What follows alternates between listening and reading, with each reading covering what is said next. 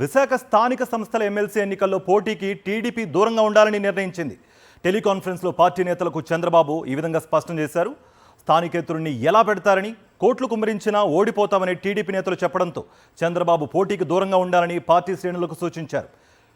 ఇదే అంశానికి సంబంధించి మరింత సమాచారం మా ప్రతినిధి స్వామినాయుడు అందిస్తారు. స్వామినాయుడు, మొన్నటి వరకు అభ్యర్థిని నిలబెట్టబోతున్నాం అన్నారు, ఇప్పుడేమో అభ్యర్థిని నిలబెట్టకూడదు అన్నట్టుగా కూడా నిర్ణయించుకున్నారు. ఈ పరిణామాలను ఎలా చూడాలి?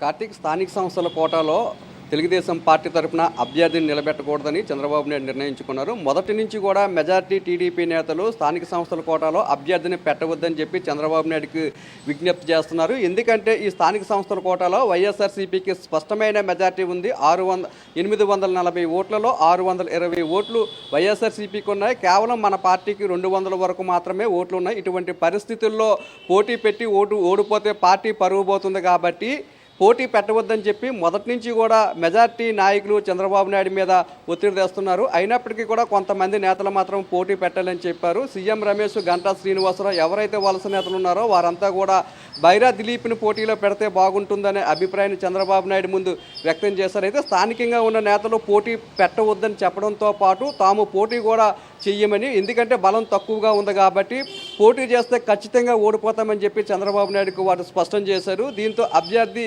ఎంపిక అనేది 2 రోజులు వాయిదా పడింది. నిన్న మాత్రము చివరి నిమిషంలో బైరా దిలీప్ను పోటీ చేస్తారనే ప్రచారం విస్తృతంగా జరిగింది.